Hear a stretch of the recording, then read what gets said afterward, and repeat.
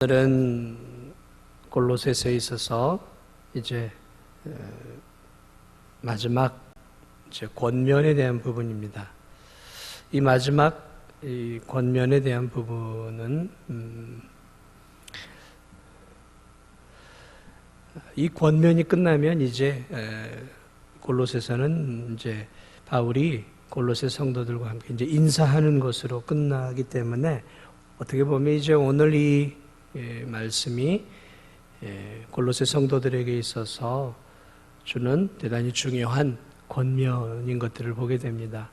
지난 시간에는 기도를 계속하고 기도에 감사하고 깨어 기도하고 전도의 문을 위해 기도해 주기를 원하는 바울의 말씀들을 오늘은 좀 살펴봤고요.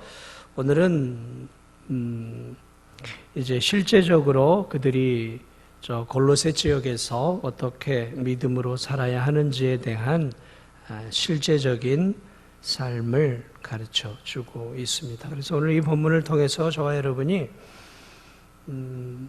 어떻게 이 세상에서 믿음을 가진 성도들이 믿지 않는 세상 사람들 앞에서 살아야 하는가? 그리스도인은 믿지 않는 사람들과 함께 살아가고 있습니다. 물론 믿는 사람들도 많지만 우리 주변에는 믿지 않는 사람들이 훨씬 더 많습니다. 진도에도 믿지 않는 사람들이 훨씬 더 많죠. 그러므로 이 믿지 않는 사람들과 우리가 원하든 원치 않든 관계를 맺고 때로는 부대끼면서 삶을 살아가죠.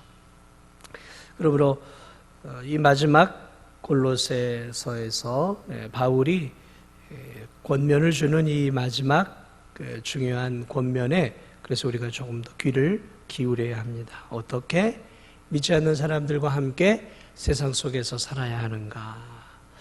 자, 오늘 첫째로 이렇게 이야기를 합니다. 5절을 보면 외인에게 대해서는 지혜로 행하여 라고 말하고 있습니다. 외인에게 대해서는 지혜롭게 행하며 살라라고 이야기합니다. 여기서 이 외인이라는 말은 외국인이 아니에요.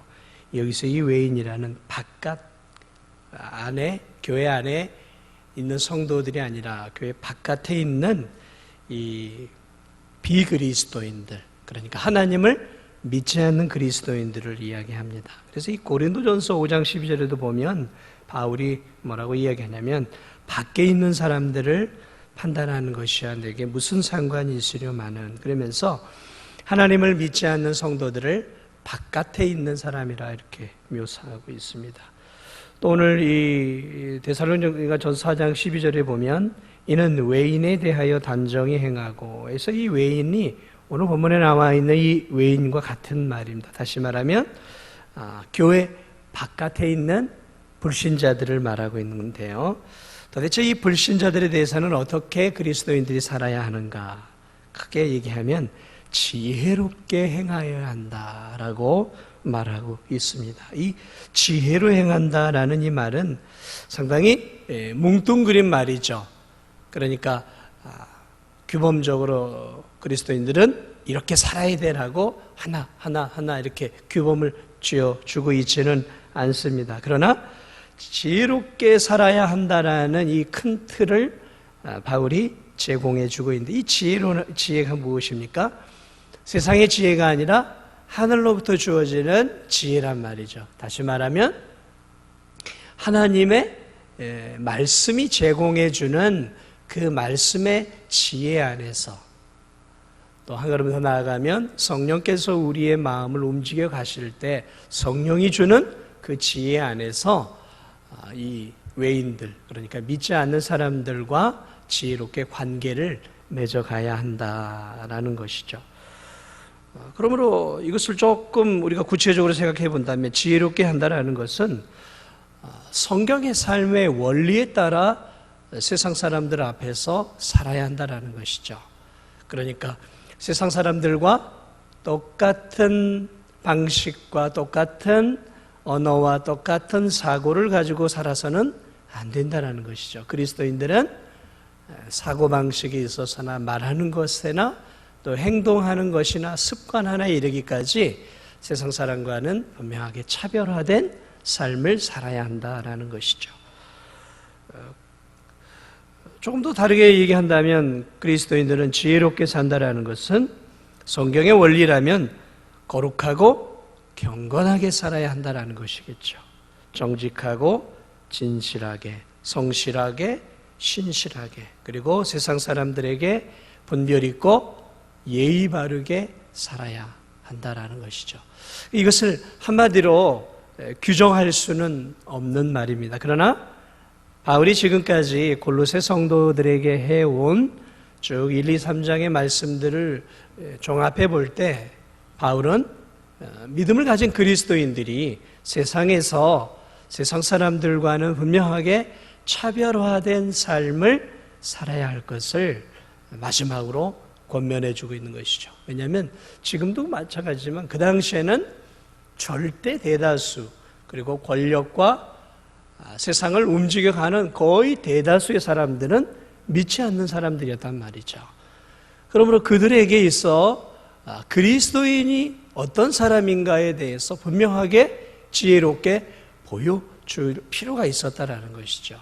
왜냐하면 지금 우리나라에서 이 기독교를 바라보는 시각은 대단히 권력을 갖고 있고 또 좀 엘리트들도 많고 또 힘을 갖고 있는 그런 어떤 그 메이저, 마이너가 아니에요. 메이저라고 생각을 하는 세상 사람들이 많아요. 그렇죠. 한때는 기독교 인구가 우리나라에도 20%를 육박하는 수치가 나왔단 말이죠.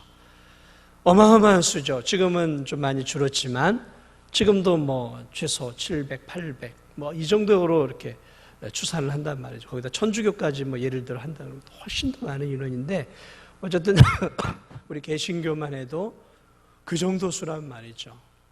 그리고 수만 명 있는 이 대도시의 교회들이 한국에도 많단 말이죠.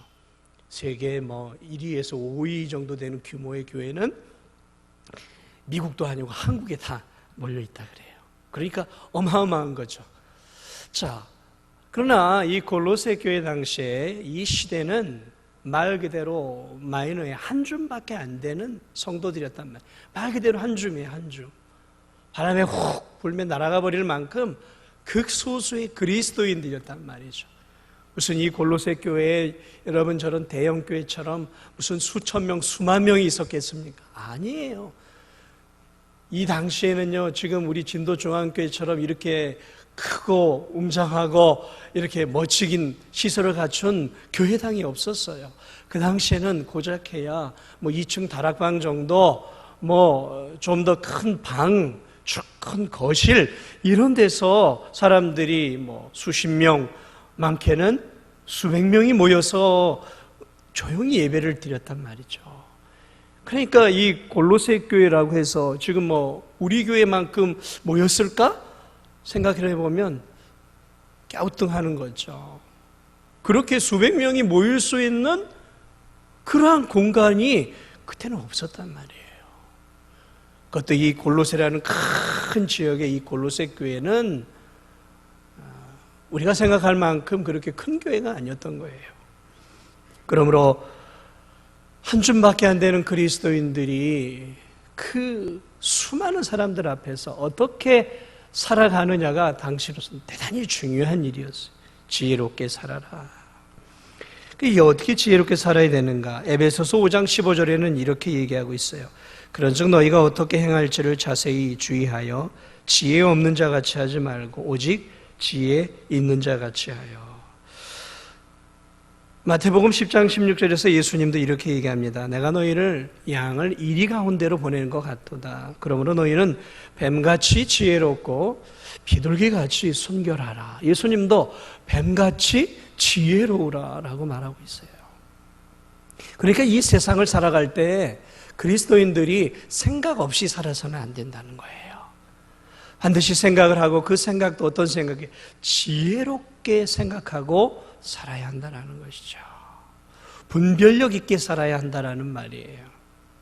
그래서 우리 종교개혁의 아버지라고 할 수 있는 우리 칼빈 목사님은 지혜롭게 행하는 것을 크게 세 가지로 나눠놓고 있는데 굉장히 설득력 있는 말씀이에요. 지혜롭게 우리가 살아야 하는 이유를 세 가지로 이야기하고 있는데, 첫째 이유로는 뭐냐면 소경이 가는 길에 장애물이 없도록 해야 한다라고 이야기를 해요. 소경이 가는 길, 여기서 이 소경은 영적 소경이에요. 다시 말하면 아직 하나님과 예수님을 알지 못하는 영적으로 눈먼 자들이죠. 그들에게 장애물이 없도록 해야 한다는 것이죠. 그러니까 이 소경이 우리처럼 하나님을 알고 예수님을 알아가기 위해서 나아가야 하는데, 거기에 우리 그리스도인들이 지혜롭지 못한 삶을 살게 되면 그들 앞에, 구원을 향해 나아오게 되는 그들 앞에 장애물을 놓게 된다는 거죠. 지혜롭지 못한 삶은. 자, 이 무슨 말이겠습니까? 이게 무슨 말이냐면, 이 사람들은, 세상 사람들은 하나님과 예수님에 대해서 아직 영적으로 눈이 멀어 있어요. 그러므로 그들은 그리스도인들을 바라보면서 교회와 그리스도인들을 통해서 하나님의 나라와 하나님을 평가한다라는 거죠. 영적으로 눈 멀었으니까.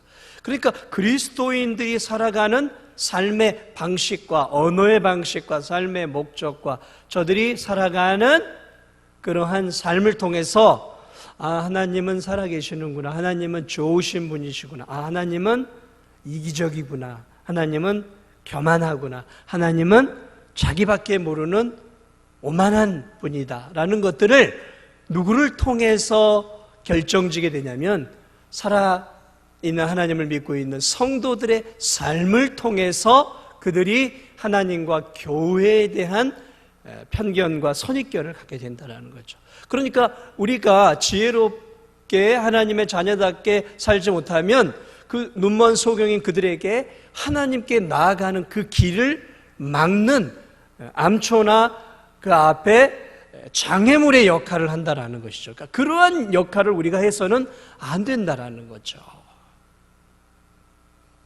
근데 사실 그러한 일들이 얼마나 많이 일어나고 있습니까? 믿지 않는 이 영적 소경들이 오늘 우리가 살아가는 그리스도인의 삶을 보면서 어떻게 생각해요? 네가 믿는 하나님이라면 나는 절대 교회 안 가, 절대 하나님 안 믿어, 이런 얘기를 다른 사람이 나에게 하고 있다면 얼마나 비참한 일이냐 말이죠. 나를 보면서 이 영적 소경이 누구를 보고 있는 거예요? 사실은 하나님을 판단하고 교회를 판단하고 있단 말이죠. 그러니까 적어도 우리가 영적 소경들에게, 그 영적 소경들이 하나님께로 나아가는 그 길에 장애물의 역할을 해서는 안 된다는 거예요. 우리가 구원을 줄 수 있는 사람은 아니죠. 우리가 그들을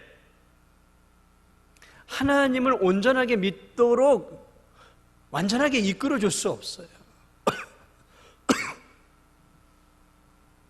그러나 그들은 하나님께로 이끌어가는 어떤 매개의 역할을 할 수 있단 말이죠.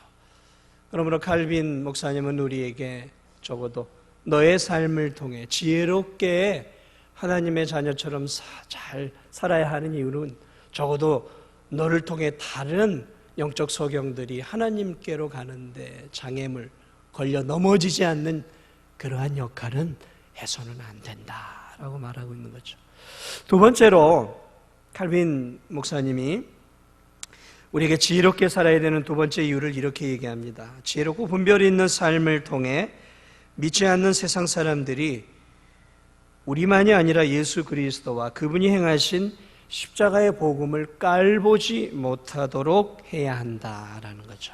자, 첫 번째는 소극적인 측면이에요. 주님께 나오는 길을 막는 역할이라면, 두 번째는 한 걸음 더 나아가 우리가 하나님의 자녀답게 지혜롭게 거룩하게 경건하게 살지 못했을 때 어떤 현상이 일어나냐면, 믿지 않는 세상 사람들이 한 걸음 더 나아가서 교회에 단순히 등을 돌리는 것이 아니라 이제는 손가락질을 하고 이제는 도구를 들고 그리스도인들을 대적하는 적대자들이 된다는 것이죠. 교회를 이제 공격하고 핍박하게 된다는 것이죠. 저 그리스도인들, 저 교회, 이 사회의 암적인 존재들이야. 오늘 지금 이 사회 속에서 여러분이 교회가 사실은 이 사회에서 얼마나 큰 역할을 해왔는지 모릅니다. 대한민국이 세워질 때만이 아니라 지금도 교회는 어마어마한 역할들을 해요. 그러나 여러분 영적으로 눈이 멀어 있는 사람들은 교회가 사회에 기여하는 놀라운 일들에 대해 관심이 없어요. 교회가 약한 자들을 돌아보고 이 사회를 어떻게 영적으로 지탱해 가는지에 대해서 관심을 기울이려고 하지도 않고 그것들을 부정하려고 한단 말이죠. 그런 가운데 그리스도인과 교회가 잘못된 흠이 잡힐 때가 있어요. 왜냐하면 교회 안에 있는 성도들이 다 거룩한 하나님 백성이 아니에요. 교회 안에는 쭉정이도 있습니다. 이제 막 구원받아서 여전히 세속적이고 세상적인 연약한 그리스도인들도 많이 있어요. 또 하나님의 자녀가 되었지만 변하지 않은 그러한 안진뱅이 같은 신앙인들도 있어요. 또 오랫동안 교회 생활을 했지만 여전히 구원받지 못한 그러한 교인들도 있단 말이죠. 별의별 교인들이 다 섞여 있어요. 그러나 세상 사람들은 교회를 그렇게 우리처럼 저처럼 그렇게 차별화해서 보질 않아요. 교회는 저를 바라보는 시각과 그저 아직도 예수님 믿지 않은 한 성도를 바라보는 시각이 똑같아요. 자, 그러므로 여러분 목회자들 가운데도 실수하고 연약한 목회자들도 나와요. 또 성도들 가운데에도 세상 속에서 부정을 저지르고 부정직하게 살기도 하고 또 구원은 받았지만 예전과 똑같은 그러한 죄를 짓고 살아가는 성도들이 있단 말이죠. 자, 그럴 때 하나님의 나라와 교회에 대해서 적대적인 이 어둠의 세상 사람들이 그러한 일부 이러한 하나님의 말씀대로 살지 못하는 사람들을 바라보면서 어떤 결정을 내리냐면 교회는 이 대한민국의 적이다라고 생각을 해요. 그리고 그것을 주입을 시켜요. 오늘 지금 이 세상 풍조가 그렇게 돌아가고 있어요. 교회는 부르주아 계급이다. 예를 들어 대형교회 목사들은 부르주아 계급이고 그 사람들의 표현에 백성들의 피를 빨아먹는 존재다라고 얘기를 해요. 그래서 대형교회 목사들을 겨냥을 해서 마치 이 공산주의자들이 예전에 그 나라를 전복시키고 공산주의를 만들어갈 때 그런 어떤 그 힘을 가지고 있었던 기독교인들이나 이러한 사람들을 그렇게 인민의 적으로 만들었던 것처럼 오늘 이 똑같이 대한민국 안에 그러한 일들이 지금 일어나고 있어요. 인민의 적인 것이죠. 여러분 대형교회 목사들이 인민의 적입니까? 대형교회 목사들이 다 나쁜 놈들입니까? 아니요, 그렇지 않아요.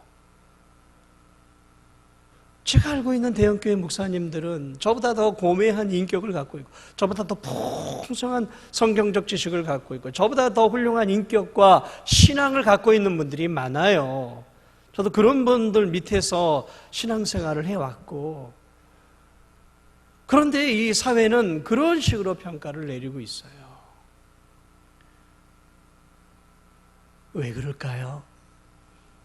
일부 소수의 그러한 그 교회와 세상 사람들 앞에서 잘못된 삶을 살아가는 그러한 소수의 사람들 때문에 교회 전체를 그것을 이용을 해서 교회 전체를 싸잡아서 교회는 적폐 대상으로 보고 있는 거예요. 지금 이 시대가.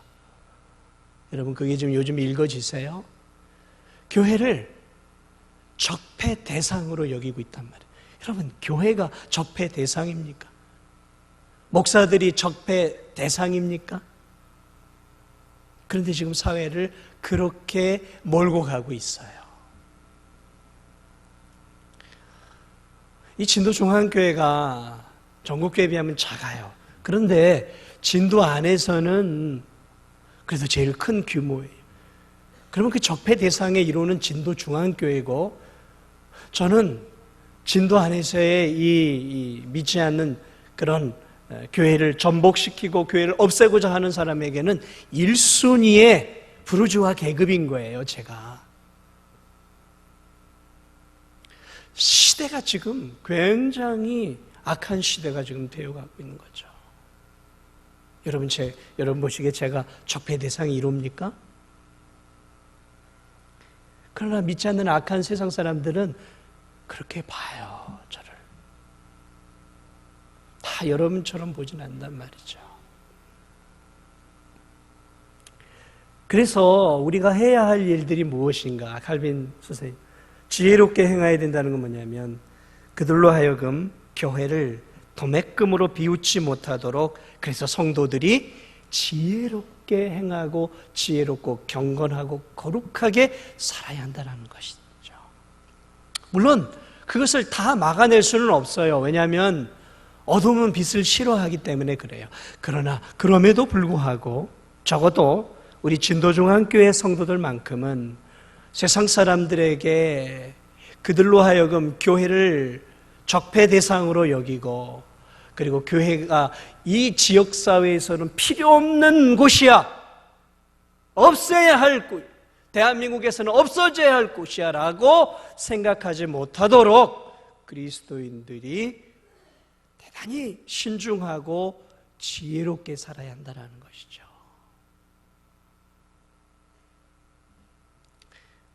오늘 이 세상, 이 세금 문제, 작년 재작년 얼마나 이 단순히 세금을 내는 문제가 아니라 목사들의 일거수일투족을 다 조여오는 거예요. 그래서 심지어는 그게 이제 교회 연합회고 이렇게 해서 지금 올려서 그런 것들이 지금 축소되고 있는데, 도서비 받는 것까지 세금을 매기고 별의별 것까지 세금을 매겨요.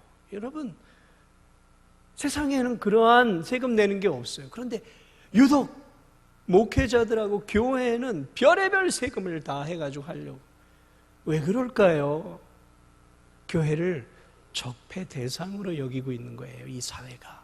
그것을 움직여가고 그것을 법제화해서 교회와 목회자들의 이 주리를 트는 거죠. 동성애자들의 적이 누군지 아세요? 교회예요. 왜? 교회가 반대하거든요. 다른 데 별로 반대 안 해요. 교회가 반대해요. 목사들이 반대해요. 이 시대적인 사회 악을 가장 반대하고 이 사회를 정화하려고 하고 거룩하고 순결하게 이 사회를 지키려고 하는 게 어디냐면 교회밖에 없어요, 지금 이 사회에서. 그러니까 이 교회가 자기 마음대로 세상 사람들이 마음대로 살려고 하는 것들을 자꾸 막으니까 교회가 적폐 대상의 1순위가 되어버렸어요.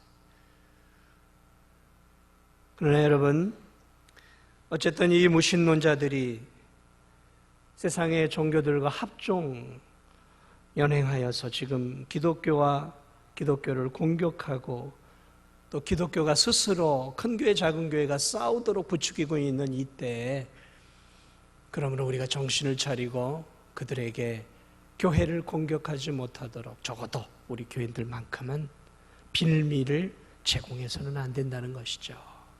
그것을 칼빈 선생님이 말하고 있는 거예요.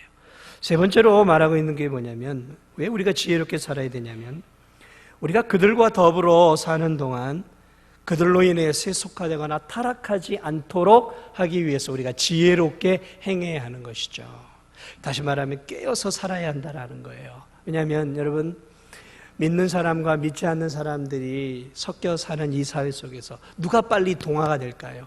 선이 악을 바꾸는 게 빠르겠습니까? 악이 선을 바꾸는 게 더 빠를까요? 악이 선을 바꾸는 거예요. 선이 악을 바꾸는 것은 대단히 어려워요. 우리 마찬가지예요. 사람들하고 있으면은 이 죄 짓는 것은 금방 전염이 되는데, 거룩하게 살고 경건하게 사는 것은 대단히 전염성이 힘들어요. 왜냐하면 우리가 죄인이기 때문에 그래요. 그러므로 우리가 지혜롭지 않으면 금방 세상 사람들하고 똑같이 살아가게 되는 거예요. 정신을 차리지 않으면 나도 모르는 사이에 옆집 개똥이 엄마, 믿지 않는 개똥이 엄마하고 똑같이 똑같은 사고방식을 갖고 사는 거예요. 똑같이 세상의 것들의 마음을 빼앗기고 명품의 마음을 빼앗기고 놀고 먹고 마시고 즐기는 것에 내 마음을 온통 다 빼앗겨버리는 거죠. 나도 모르게 빼앗기는 거예요. 어느 날 정신을 차리고 보니까 내가 너무 세속적인 거예요. 내가 세속적이다라고 생각하지 못할 만큼 나 자신이 세속화되어 있는 거예요.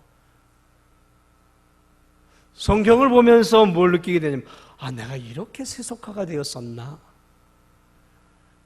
여러분, 우리가 자꾸 성경 말씀을 읽고 배워야 하는 이유가 여기에 있어요. 우리가 아침마다 거울을 봐고 틈틈이 화장실에서도 씻고 거울을 봐야 하는 이유가 뭐냐면 수도 없는 먼지와 이 더러운 것들이 우리에게 묻는단 말이죠. 그런데 그걸 몰라요. 여러분아, 공부하고 일하는 가운데서 먼지가 내 안에 묻고 밥을 열심히 일하다가 밥을 먹다 보면 이런 데에 뭐가 고춧가루도 묻을 수 있고 김치 여기도 묻을 수 있고 밥풀도 묻을 수 있고 묻는단 말이죠. 몰라요. 그러니까 잘 인식을 못해요. 그럼 어떻게 해야 돼요? 빨리빨리 내가 지혜롭게 내 자신을 되돌아봐야 내가 여기 뭐가 묻어있구나 이런 것들을 알고 빨리 닦는단 말이죠. 이 지혜롭게 살지 않으면 내가 얼마나 이 세상 사람들과 똑같이 사는지에 대해서 전혀 인식을 하지 못하는 거예요. 그리고 주일날 교회 나와 예배 드리고 가면 그래도 내가 참 그리스도인다라고 생각하며 사는 것이죠. 그렇기 때문에 우리는 세속적인 사고방식과 삶에 물들지 않기 위해서라도 우리는 자꾸 깨어서 하나님이 원하는 지혜로운 삶의 방식을 추구하고 살아야 한다는 것이죠. 그래서 오늘 이 첫 번째로 이야기한 외인에 대해서는 지혜로 행하여, 여러분 믿지 않는 사람들에게 관계를 맺고 살아갈 때 지혜롭게 말아야 돼요. 지혜롭게 행동해야 돼요. 습관적으로 하시면 안 돼요. 내 앞에 있는 이 사람은 나를 통해 하나님을 알고 나를 통해 교회를 판단하는 사람이라고 생각하고 정신을 바짝 차리고 한마디 말, 한마디 행동, 내 습관 이런 것들을 주의해야 되는 것이죠. 우리 두 번째로 바울이 골로새 교인들에게 또 하나 부탁하는 것은 무엇이냐면 세월을 아끼라 말하고 있어요. 5절을 보세요. 세월을 아끼라. 우리가 세월을 아낀다라는 것은 무슨 이게 돈입니까? 시간을 절약할 수는 없고 시간을 어디다 저축할 수는 없는 것이죠. 아끼라라는 것은 저축하라는 얘기인데 이것은 무엇이냐면 시간을 낭비하지 말고, 다시 말하면 시간을 쓸데없는 곳에 많이 사용하지 말고 우리에게 주어진 이 시간을 잘 귀하게 사용하라라는 것이죠. 시간은 뭐예요? 시간은 금이다라는 명언이 있지 않습니까? 시간은 금이죠. 그러므로 이 금과 같은 시간을 성도들이 잘 선용해서 쓸데없는 곳에 너무 많이 낭비하지 말고 살아가라라고 말하고 있습니다. 에베소서 5장 16절에서도 이렇게 얘기합니다. 세월을 아끼라. 세월을 아끼라. 때가 악하니라. 악한 세상이라는 것이죠. 하나님의 심판의 때가 가까웠단 말이죠. 그러므로 우리에게 주어진 이 시간들을 잘 사용해야 한다는 것이죠. 하나님이 우리에게 시간을 주시고 2018년이라는 이 세월을 우리에게 살게 하신 이유는 그저 돈을 벌어서 여유 있게 먹고 마시고 즐기고 또 여가를 선용하면서 그저 나 자신을 위해 살라고 하나님이 올 한 해의 시간을 우리에게 주신 게 아니에요. 우리에게 그렇게 한가하게 살라고 시간을 우리에게 주신 것이 아니란 말이죠. 무엇을 위해서 우리에게 생명과 시간을 주셨습니까?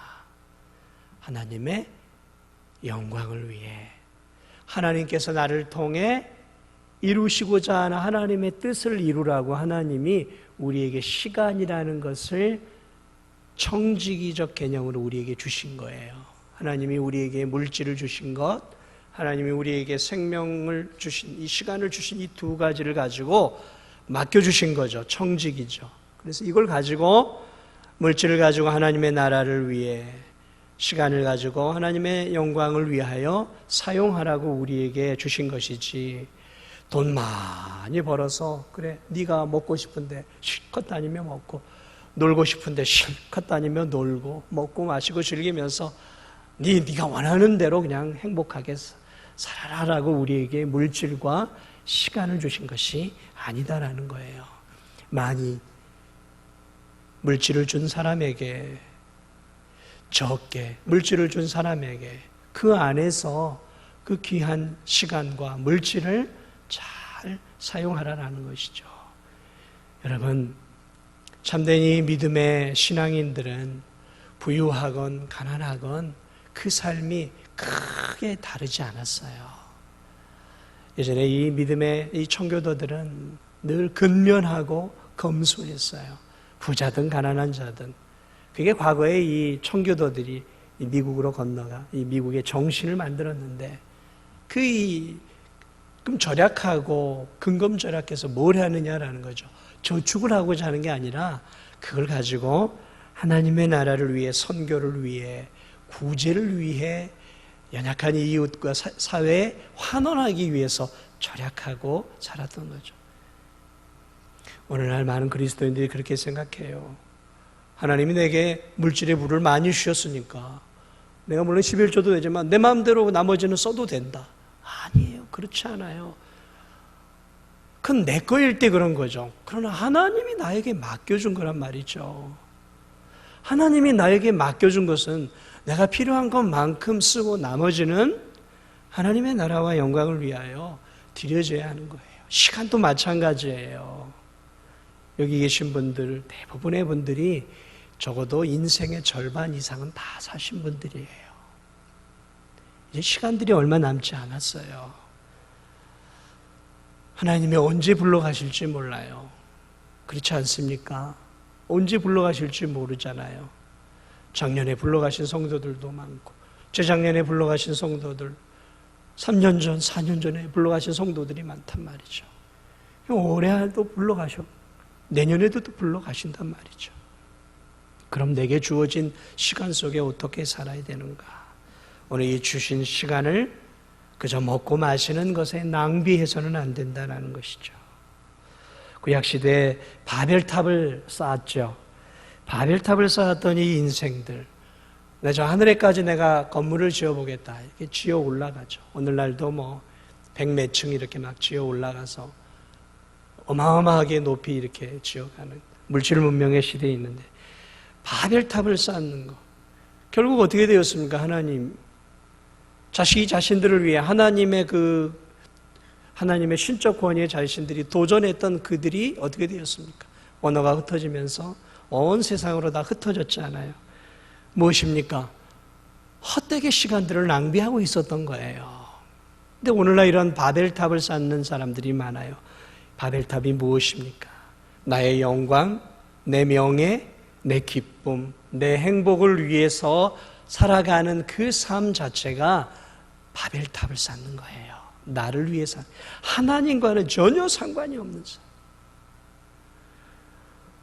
오늘날도 많은 그리스도인들이 그렇게 살아가요. 하나님의 자녀입니다라고 말은 고백을 하는데 실제적으로는 내 성공을 위해서 살아가더라고요. 내 성공, 내 성취, 남부럽지 않은 삶. 말은 하나님께 영광인데 실제적인 삶은 나의 편안한 삶과 나의 인생의 어떤 안락을 위해서 이렇게 추구하는 삶을 살아가요. 그런 삶을 위해 사는 사람을 향해서 갈라디아서 6장 7, 8절은 이렇게 얘기합니다. 스스로 속이지 말라. 하나님은 업신여김을 받지 아니하시나니 사람이 무엇으로 심든지 그대로 거두리라. 자기의 육체를 위하여 심는 자는 육체로부터 썩어질 것을 거두고 성령을 위하여 심는 자는 성령으로부터 영생을 거두리라. 그러니까 이 땅에서 내게 주어진 시간 속에서 그저 나 자신을 위해 살아가는 것은 썩어질 것을 위해 심는 것이지만, 오늘 여기서 나와 있는 것, 성령을 위하여 심는 자, 다시 말하면 성령께서 원하시는 믿음의 삶을 위해, 하나님의 나라와 그의 의를 위하여 이 땅에서 내 물질과 시간을 들인 성도들의 삶은 뭐라고 이야기하고 있습니까? 영생을 거두리라 말하고 있어요. 영생을. 그러면 여러분, 영생을 거둔다는 것은 무엇입니까? 성령을 위해 심는다는 것은 무엇입니까? 그것은 짧은 인생길 속에서 하나님의 복음을 전하고 하나님의 복음의 말씀대로 살아가는 삶이 바로 성령을 위하여 사는 삶이다라는 것이죠. 우리의 삶이 얼마 남지 않았습니다. 여러분의 삶이 얼마 남지 않았고 저의 삶도 얼마 남지 않았어요. 저도 100세까지 산다고 하면 이제 벌써 저도 내년이면 이제 인생의 전환점에 들어갈 나이가 됐어요. 여러분들은 훨씬 더 저보다 나이들이 많으시니까 얼마 남지 않았어요. 시간을 낭비하지 마세요. 아유, 내가 늙어서 뭐 할 게 뭐 있겠어. 경로당 가서 이제 하토나 치고 TV나 보다가 이제 남은 인생 마무리해야지. 절대로 여러분 그런 인생 살아서는 안 돼요. 우리 그리스도인들은. 우리 그리스도인들은 그런 마음을 추호도 가져서는 안 되는 거예요. 그리스도인들은 죽을 때까지 하나님이 주신 시간을 하나님 나라를 위해 살아야 돼요. 오늘도 어떤 연세 드신 우리 집사님 잠시 신방하고 왔어요. 몸이 너무 안 좋고 소화력도 없고 병원에 입원해 계시다고. 아휴, 이제는 하나님 나라. 그래서 무슨 소리 하고 계시는 거냐고. 살아있는 동안에 하나님이 주신 생명에 감사하고, 어떻게 해서든지 교회에 나오기 힘들면 가정에서라도 교회를 위해, 하나님 나라를 위해, 성도들을 위해 기도하시면 된다고 그런 얘기를 해드렸어요. 나이 들어서 내가 왜 할 게 없어요? 기도하는 일이 있잖아요. 기도하는 일. 여러분이 도저히 교회에 나올 수 없는 상황이 될지, 침대에서 더 이상 일어날 기운이 없어도 기도할 수 있잖아요. 기도할 수 있잖아요. 죽을 때까지 기도하며 살 수 있잖아요.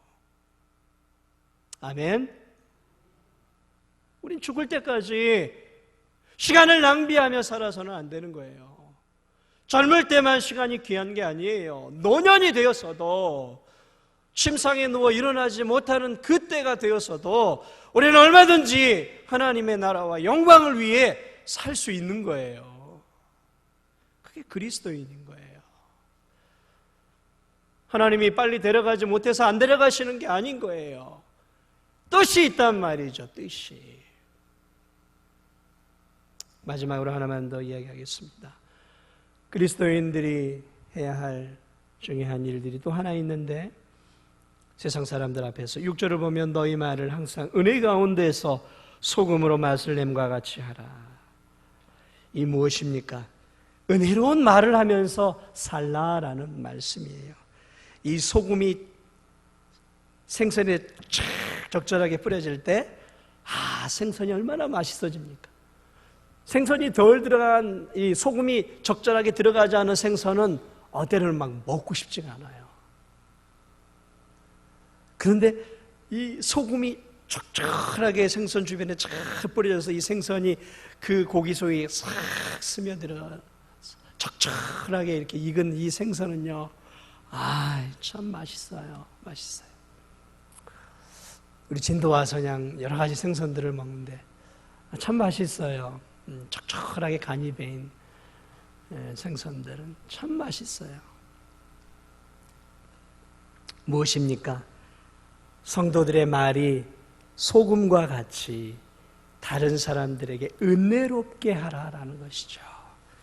다른 세상 사람들 앞에서 말을 할 때 마치 소금이 이 간이 배이지 않은 이 물고기에게 뿌려지는 것처럼 세상 사람들에게 아주 은혜로운 말들을 우리들이 하며 살아야 한다라는 것이죠. 여기서 이 은혜로운 말을 마슬렘과 같이 너희 말을 항상 은혜 가운데서라는 이 말 속에는 또 다른 의미가 있어요. 우리 한국말로는 은혜라는 말인데 다른 말로는 감사하는 가운데서라는 의미가 또 하나 담겨 있습니다. 그러니까 말을 할 때 감사의 마음을 담아서 말을 해야 한다라는 것이죠. 특별히 성도는 불신자들과 살아가는 삶 속에서 늘 감사하는 마음을 담는 말들을 해야 하죠. 저는 이 성도들 가운데서도 불만을 이 말로 많이 하는 성도들을 보게 돼요. 그러니까 그냥 입에서 불평이 나와요. 불만이 나와요. 입에서 근심이 나와요. 염려가 나와요. 세상의 모든 인생의 문제는 홀로 지고 있는 것처럼 자신이 다 해결해야 될 사람처럼 이 말이 감사하는 말, 기뻐하는 말, 다른 사람을 세워주고 격려하는 말이 아니라 불평하고 근심하고 다른 사람을 트집잡고 헐뜯고 중상모략하고 이러한 것들이 일상화되어 있는 성도들이 있어요. 사랑하는 여러분, 교인들 가운데에도 교우들과 교제할 때 그런 성도들을 보게 되면 여러분들 같이 있고 싶지 않죠. 하물며 믿지 않는 사람들이 여러분이 그렇게 입속에서 나오는 말이 하나님께 감사하고 삶을 긍정적으로 바라보고 그렇게 살아가는 말이 아니라 다른 사람들 앞에서 회사를 불평하고 사회를 비평하고 정치가들을 비평하고 이 진도 안의 문제점들을 비난하고 비평하면서 마치 내가 지혜로운 사람인 것처럼 얘기할 때 세상 사람들이 나를 어떻게 볼까요? 아유, 저 사람 똑똑하네 라고 볼 수는 있을지 모르지만 야, 저 사람 참 은혜롭고 참 교제하고 싶은 사람이다 라고 보지는 않는다라는 거죠. 그러므로 사랑하는 여러분, 믿지 않는 사람들 앞에 별로 덕이 되는 말들은 해서는 안 돼요. 그리스도인은 언제나 삶에 대해서 긍정적이고 또 다른 사람에 대한 이야기를 할 때에도 긍정적이고 좋은 장점들을 이야기해 줄 수 있어야 돼요. 다른 사람을 비난하는 것, 비평하는 것, 이건 우리가 습관적으로 잘하는 거예요. 여러분 모두가 전문가예요. 저도 전문가고. 그러나 여러분, 이런 전문가가 이제 되어서는 안 되는 거예요. 우리 그리스도인들은 어떤 전문가요? 다른 사람을 격려해주고 세워주고 다른 사람에게 힘이 되어주고 다른 사람을 위로해주는 그러한 격려자들이 되고 위로자들이 되어주고 다른 사람들에게 소망을 심어주고 그 사람과 교제하고 그 사람과 대화하면 왠지 모르게 내 영혼이 내 삶이 새로워지고 희망이 솟아나는 그러한 대화를 할 수 있는 그러한 언어를 구사할 수 있는 사람들이 그리스도인이 되어야 한다는 것이죠. 오늘 바울은 그 이야기를 하고 있는 거예요. 특별히 어떤 말들을 해야 되겠습니까? 그리스도의 십자가의 도에 대해서 정통하게 말할 수 있는 사람들이 되어야 되는 것이죠. 맛을 잃어버린 이 세상, 참된 인생의 맛을 잃어버린 세상 사람들에게 그리스도의 십자가의 복음은 그들의 인생의 참된 기쁨을 제공해 준단 말이죠. 그러니까 복음을 정확하게 선명하게 전해줄 수 있는 사람이야말로 제가 볼 때는 세상 사람들을 행복하게 그 세상 사람들로 하여금 참된 기쁨의 삶을 살도록 만들어준다는 것이죠. 그러면 여러분 세상 사람들과 대화할 때 예수님에 대해서도 말할 수 있어야 되고 교회에 대해서도 말할 수 있어야 되고 성경에 대해서도 말할 수 있어야 되는 거예요. 그래서 그들로 하여금 내가 전하는 말들을 통해서 인생의 의미를 모르는 그들이 인생의 참맛을 모르는 그들이 나를 통해 내게 전해주는 내 입술에 나오는 말들을 통해 그들이 인생의 의미를 알고 예수 그리스도를 만나 그들도 나와 같이 영혼의 기쁨을 누리고 인생의 참된 평화를 알고 이 땅이 아닌 저 영원한 천국에 대한 소망을 알 수 있는, 참 소망을 가르쳐 줄 수 있는 사람들이 되어야 한다라고 오늘 바울은 마지막으로 그리스도인들이 세상 속에서 어떻게 살아야 하는지에 대해 오늘 세 가지를 말씀하고 있는 것들을 우리가 함께 살펴보았습니다. 사랑하는 여러분, 쉬운 말인 것 같지만 어려운 부분이죠. 그러나 오늘 전해졌던 이 세 가지, 외인에 대해서는 지혜롭게 행하고 세월을 아끼고, 그리고 너희 말을 항상 은혜 가운데서 소금으로 맛을 냄과 같이 정말 복음의 입술로 살아가면서 이 죄악된 세상 속에서 하나님과 우리 주 예수 그리스도와 그리고 그분 안에 살아가는 삶의 부요함과 풍요함들을 저와 여러분들이 보여줄 수 있는 그러한 은혜가 있기를 주님의 이름으로 축복을 드립니다.